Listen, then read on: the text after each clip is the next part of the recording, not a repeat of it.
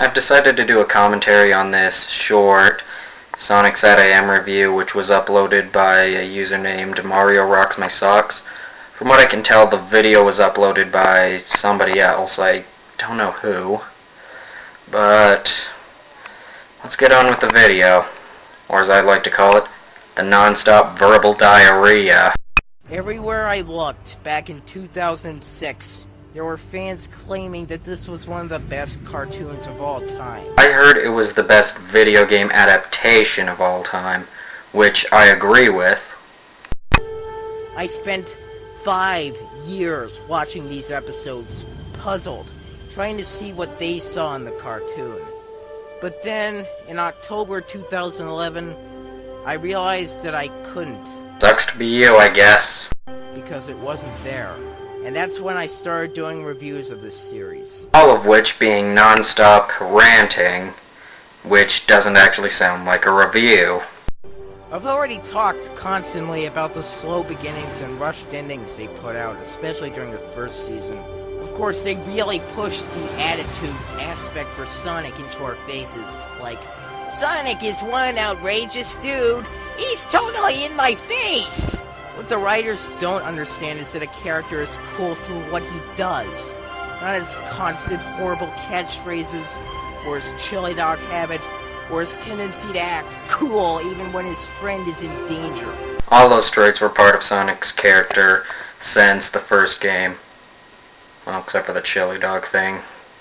But what's your point? It's more unique.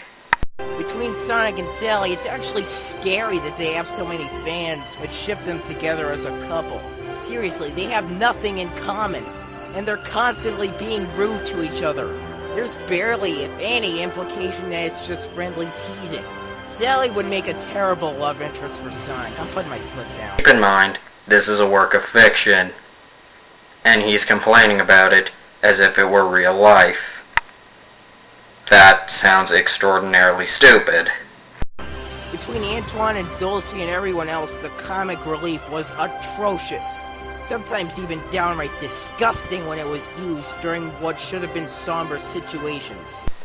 Okay, when the hell did that happen? On top of that, the voice acting is definitely below average. There were just some occasions where Sonic sounded pathetically whiny, and Sally always sounded like she was 30 years older than she was. And of course, Cree Summer as Dulcie may be the most annoying voice actor I've ever heard. And it always seemed like Jim Cummings was trying too damn hard to sound evil as Robotnik, but it just came out as obnoxiously over the top. First one, of course he's gonna sound whiny. The character's supposed to be a teenager, and most of them do sound whiny. 2, the character, Sally, is supposed to be more mature, so of course she has to act mature. 3, yeah, that voice sounds annoying. 4, with Jim Cummings, how did that come across as over the top? I didn't really see that. All of these voice actors, especially Jim, have performed well in other shows, so I've got to fault the voice directors for that one. Overall, this show blows. What, like this 2-minute and 16-second video of verbal diarrhea?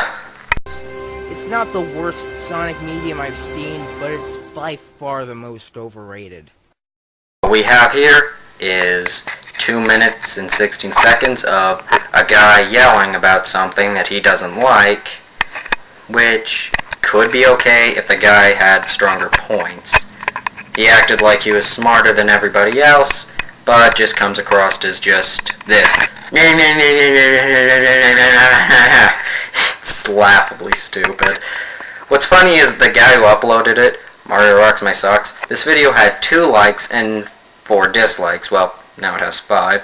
What's funny is he said 2 people can handle the truth, 4 people can't.